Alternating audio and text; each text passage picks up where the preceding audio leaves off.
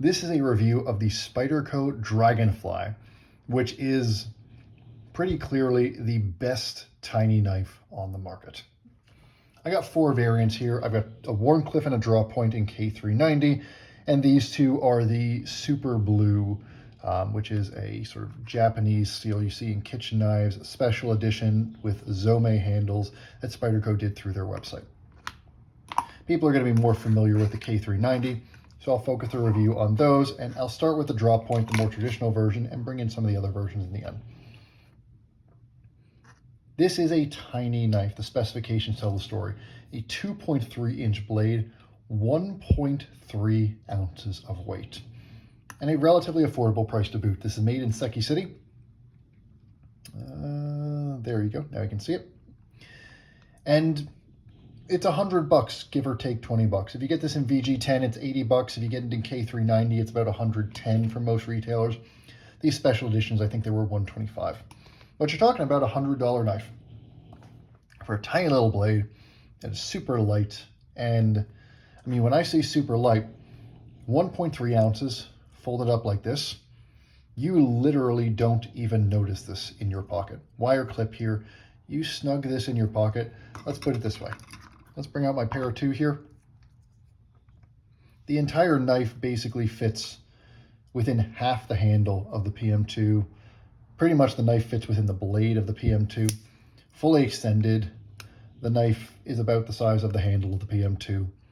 This is a teeny, teeny, tiny knife. And the wonderful part of that is it works great in a lot of circumstances. I've kept Dragonflies in little cupboards on my desk so that I have, a little desk knife that I can pull out whenever I need it. If I am in gym shorts or something like that, I can keep one of these in my pocket and I literally will not even notice that I have my knife in my pocket, but then I do when I need it. And the thing about this knife is because of how well it's designed, and this design has been around for a long time, it is way more capable than you would expect a 2.3-inch blade to be.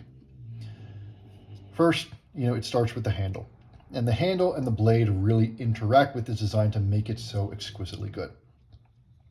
You go here, actually let's start with the blade. There's a drop point blade here. Typical Seki City finishing. Everything is a little bit softer than Spyderco's other factories, but there's a little interest point. You've got this swedge here.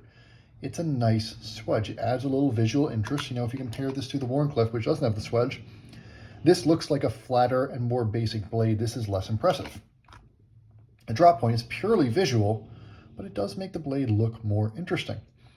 And then you've got the real reason that the Dragonfly does so well, which is this little pinch point here. You got jimping underneath, you got jimping on top, and you can pinch this knife between your pointer finger and your thumb and get just an exquisite amount of control over the blade. The fact is, this could be a knife pretty much without a handle, and for anything that you're going to use a 2.3-inch blade for, you could hold this thing with just these 2 fingers and get all the control you need to put this blade wherever you need it to cut through boxes. Look at this. And it just happens so natural. You can choke up with your second finger there, put your other finger right up by the point, get right to that point, do draw cuts, do push cuts. You can even break down cardboard boxes with this if you need to. It's going to start to get a little laborious when you do too much of that, but I use this in the garden all the time. It can get in little spots. You can trim little flowers, trim little stems, things like that. Cut twine, anything that you're holding up. It's easy to get close to the blade. Just the way that this pinch point is constructed that lets you take either your index finger or your middle finger and pinch between that blade and your thumb, or pinch between that blade and sort of the nook of your hand here and grip the blade. You have so much control over this blade. It's always exactly where you want it to be. And then you've got the handle here, which is typical Seki City construction. It is FRN here, and you can see I have used this. It's got some guck in there. It's their volcano design, though honestly, this is so small that you don't really feel that texture that much. Backlock, you press down. It's, this is running, the backlock is running on the FRN, I believe in this case, and it's not as smooth as a lot of other larger knives, but it's fine. It's easy to open and close. When it's closed, it's easy for you to fit this in your palm, get your thumb there, and open it up just like that. It's easy enough to press down on that and drop it shut, close it with one hand. It's just easy to open and close, easy to actuate. The back lock doesn't take too much pressure. The Boyd dent here makes it easy to push on that, get it to close, shake it down. It's just a very easy knife to, pull out of your pocket. Let's say it's probably closed in your pocket. Pull it up, open it, do whatever task you need, drop it down, close it, put it back in your pocket, and you don't even know you have a knife there until you need to have a knife there. It just works really well. These chamfers all around the edges, same sort of design they typically do for Seki City. A little jimping on the FRN here. It's just comfortable. It's a simple design, but it's just comfortable in the hand. It's just nice. It's just easy. The pocket clip can be switched left or right hand carry if you want, so this is a fully ambidextrous knife. And the fact is, it just works. The simple thing about the Dragonfly, it's a tiny little knife, but it just works. Though, I guess one of the questions might be, are you going to... Oh, and the other thing, actually, this blade stock, it's the same as the Delica, 90 thousandths, which is very thin blade stock.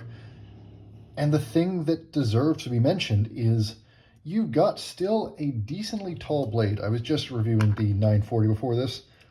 Taller blade than the 940 with thinner blade stock. Actually, look at that. Much thinner blade stock. This is sharp. This gets down to a very sharp edge. For light duty stuff, let's say you're cutting tape or you want to, cut into a plant and only damage the part that you're cutting, or you want to, trim some paper or trace something on a flat surface, something like that. This is a sharp edge. This is a very sharp knife. It also happens to be easy to sharpen as long as you've got a clamping system that can get onto a blade stock this thin. It's easy to sharpen as well. This just does what you need it to. The blade is so easy to control. You never notice it in your pocket. You've got a full 4-finger grip if you need it. In the rare occasion you do need to bear down and use this harder, you can. I mean, you're not going to use this hard. It's still a 2.3-inch knife, but you can use it harder and it will do the job. You can get a full grip on that. The only question really is, should you get the Wharncliffe or should you get the drop point? And the Wharncliffe is a little hard to justify, in my mind, on the Dragonfly. And a lot of that comes down to how well this drop point is designed. The Wharncliffe, a Wharncliffe is great for your drag cuts, for your quote-unquote utility cuts where you're on a flat surface, for cutting through a box and just getting the tip of the blade in there, things like that. But this drop point here, the point is even with the pivot. There's not that much belly. The fact is, I can get the tip of this down pretty easily, and because it's just sitting there in my palm there and I've got so much control over this, I can control the tip wherever I want to, and I never really felt like I was at risk of, if I'm cutting open a box, going too far into the box and damaging the contents, the sort of stuff that a Wharncliffe tends to be great for. And with this drop point, because you have that belly, it is a better slicer than that Wharncliffe is going to be. If you need to pass through material in an extended way, the blade edge is going to naturally curve with your cut, keep the knife in the cut, and it's going to be easier to use. So, and on top of that, not that it's a big difference for a knife that's this small, but the drop point is meaningfully smaller in the pocket just because the blade sticks out less than the Wharncliffe, and it's a prettier blade to boot because of that swedge. So I find the drop point to be in just about every way superior to the Wharncliffe. If you really are just going to be doing those on-surface drag cuts, go ahead and get the Wharncliffe. It's a great blade. It's everything that is good about the Dragonfly is also good about the Dragonfly Wharncliffe, but you're trading not that much better performance because the performance of this one is already so good in a handful of cuts for worse performance in a lot of other cuts if you're going with the Wharncliffe. And then on top of that, you got all the benefits of K390 steel, which I've talked about in some other reviews. It is a steel with really good edge retention, way better than your S35 VN, your S45 VN, edge retention that is rivaling your quote-unquote super steels. It's not as high as S90V or 15V, but it's up there with a steel that is easier to sharpen, that does not corrode easily. It's not stainless, but it does not corrode easily, and is plenty tough. And it's tougher than your things like your 15V. I think it's about as tough as S90V, might be a little tougher. But people love this steel, and for good reason. And this is just an easy blade to maintain. I live at the beach. I've put almost no maintenance onto this, and you can see there's very little patina on this K390. These guys, there's no performance reason to choose the super blue ones if they happen to still be available over the K390. This is a better steel in every way. These are cool. They're a Sanmai. They're jacketed because super blue will corrode. But the performance on super blue, which I believe is a forging steel, in every single regard is worse than K390, with the exception that it's easier to sharpen. I have these because they're cool, not because they're useful. The fact is, if you need a small knife, the Spyderco Dragonfly in K390 with this drop point blade is, frankly, by a mile. I actually can't think of an example that is even really close. This is by a mile the best sub 2.5 inch knife on the market. This is a way more capable knife than you would think. It truly disappears in the pocket, and at a price of $110 or $120 for the quality that Sekisei Japan puts into here, the quality of steel that you're getting, and the exceptional design that's on display here. If you want a small knife in your collection, and I think a lot of people will find themselves using a knife of this size a lot more than they think they will once they actually have one. Again, great desk knife. I really like knives like this as desk knives, or as knives that you keep in a drawer somewhere, that you just know they're there so you can pull them out. And they're also, if you always want to have a knife on you, they're great for that. I think most people would find that they use this much more than they think they will. I compare this, most people, when you talk about a small knife, they talk about the Para 3. This is way easier to carry, so much easier. Like this, you feel this in your pocket. This literally disappears in your pocket. This disappears wherever you have it. This is sharper. And for most cuts that you would use a small knife for, this will actually do the job better. This will be more pleasant to use than your Para 3 would be. Obviously, you can't push it nearly as hard, but as I said in my Para 3 review, if you're pushing this hard, and if you would need to push this hard, then you're just going to get a bigger knife anyway. And for everything that doesn't need a bigger knife, this is going to do a fantastic job.